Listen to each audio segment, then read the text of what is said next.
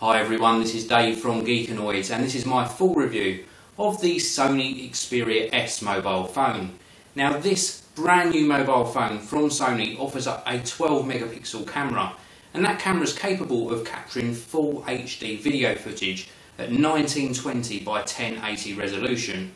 And I thought it would be a great idea to actually record this introduction with the Sony Xperia S. So what you're seeing is actual video footage captured with the Sony mobile phone.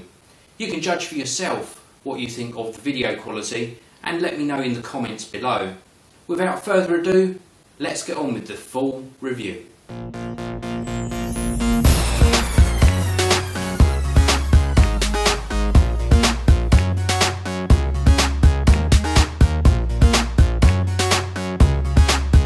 Squarespace gives you everything you need to create an amazing website.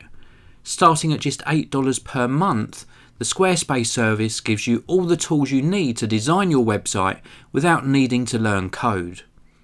That price also includes hosting, and it's so good that I actually use Squarespace for the Geekanoids website. You can try it free for 14 days by visiting squarespace.com/geekanoids.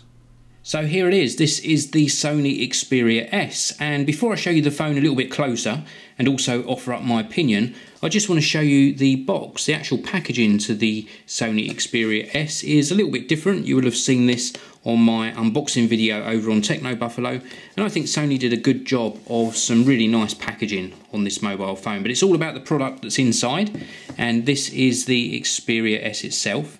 This is a really nice phone actually. I'm going to run through some of the specifications with you very quickly. First of all, we've got a 4.3 inch scratch resistant TFT touchscreen, 1280 by 720 resolution, capacitive of course, and it's super responsive, very responsive. It's also offering up a dual core 1.5 GHz processor, and as you can see here, it's running Google Android 2.3, which is a little bit of a disappointment. Sony should have released this with Ice Cream Sandwich, although they do say on their website that Ice Cream Sandwich, so Google Android version 4, is coming to this handset Q2 2012. I'd take that as being the end of June. Obviously they're going to leave it right till the last minute. I'd be surprised if it comes out before June. Now the actual size is, let's run over some sizing, 128mm, 64mm, 10.6mm thick. It's available in white or black. I've obviously got the white one here. Let's have a very quick look around the handset. We have got direct access to the camera, volume rocker, little cover here which hides a mini HDMI socket just underneath there, and these covers do fit nice and flush. They're a little bit fiddly to get back in, but they do fit flush with the sort of side profile of the handset. On the top here we have got 3.5mm audio jack, the power on off button or sleep wake button. Round on this side we've got another little cover here, and this hides what looks like a proprietary connection, but it is in fact micro USB, so easy to charge if you've got one of those sort of docking chargers, and again that just pushes back into place. And then round on the bottom we've got a place for a lanyard and a little microphone pickup as well. Round the back of the handset we have got a 12 megapixel camera, 12.1 megapixels to be exact. It offers up an LED flash and 16 times digital zoom. It's also got autofocus and an aperture of f2.4. Now you saw the intro to this video was actually captured with this particular phone, and it actually captures video up to 1080p resolution. That is absolutely awesome. Very good, and one of the better performing cameras that I've actually experienced. When I move back around the front of the handset, I'm going to actually show you some photos that I've captured with the Sony Xperia S. Now before I move back around the front, I'll just show you the innards of the camera, of the phone, sorry. Very easy to remove, you just slide up slightly and it comes off like so. And I just wanted to show you something that somebody noticed on my unboxing video. Even though Sony have dropped the Sony Ericsson brand, or the Ericsson part of the brand, from their mobile phones, it is still here on the inside of the phone. It's a non-user replaceable battery, so you can't replace the battery. Space here for the SIM card, and that is all you're going to find on the back. Now the back seems to fit on okay, but this is one of my gripes with the handset, is it pushes on nicely and you clip it all back into place, but there's no clip on this top corner here. So you can actually get your nail under. See if I can do it on this video. And this part here actually hasn't got a clip on it. And I've tried and tried, and this still actually leaves a little sort of gap at the top edge. So not a very flush fitting back. That could have done with an extra little tab underneath this portion here. So let's move back round to the front of the handset and unlock it again, and I'll show you some of the other features. Just down here we've got a translucent band, and you can assign different colours to this band so it sort of glows in the dark. And this has little symbols in it. We can see here a back, home, and also a menu button. These aren't actually touch sensitive here. The actual touch sensitive parts are indicated by these dots just underneath the screen. And you push these, for example, if we go into the dialer and then we want to go back home, we push the little dot just above the home button and it goes, or above the home icon, and it takes you back to the home screen.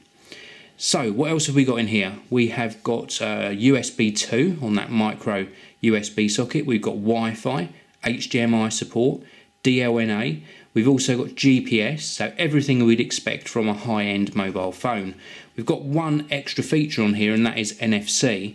And what NFC is it's near-field communications, and it will allow you, once the technology reaches the UK, to actually go into a shop, for example, and pay for your meal or your restaurant bill just by placing your mobile phone on their NFC receiver, and then maybe keying in a PIN number and your payment will be made.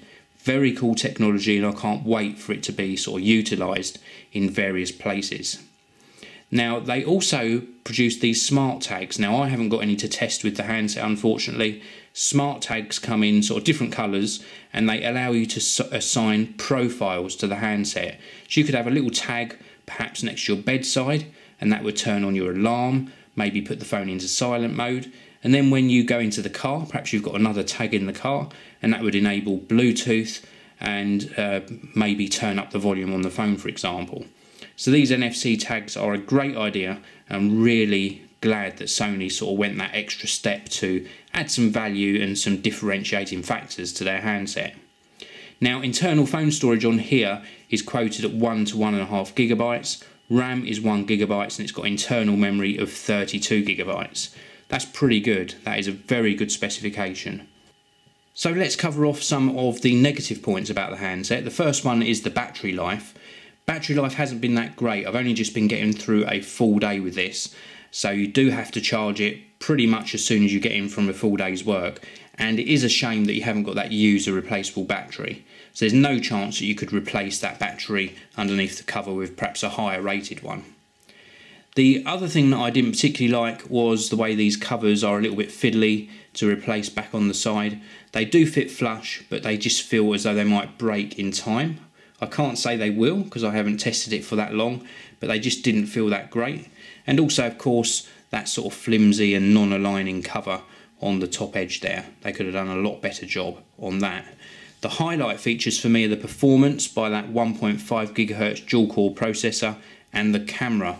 The 12.1 megapixel camera on the back, absolutely superb. Let's dive on in and have a look at the gallery. I'll show you some camera photos I've taken with this. Brilliant, brilliant camera. This is a close-up of my Angry Bird eye, and you can see there the detail that it's actually managed to pick out. I will upload these to Flickr. There'll be a link underneath this video so you can see these in full size. But the colour reproduction is great. It is very fast at focusing, and it does pick out a lot of detail and seems to do a very sort of true representation of colours as well.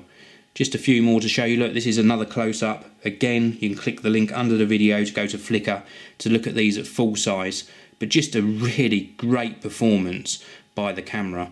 This is probably, alongside the superb screen and the dual-core processor, the best feature on the Xperia S. Now, this particular Xperia S was sent to me by Clove Technology, and you can pick one of these up for £429 from clove.co.uk, and that's for a SIM-free unlocked version, and that's the equivalent of about $680. I think it's a great handset from Sony, and it will be even better once Ice Cream Sandwich hits it. Well, thanks very much for watching. Please do subscribe, and I will see you all in the next video.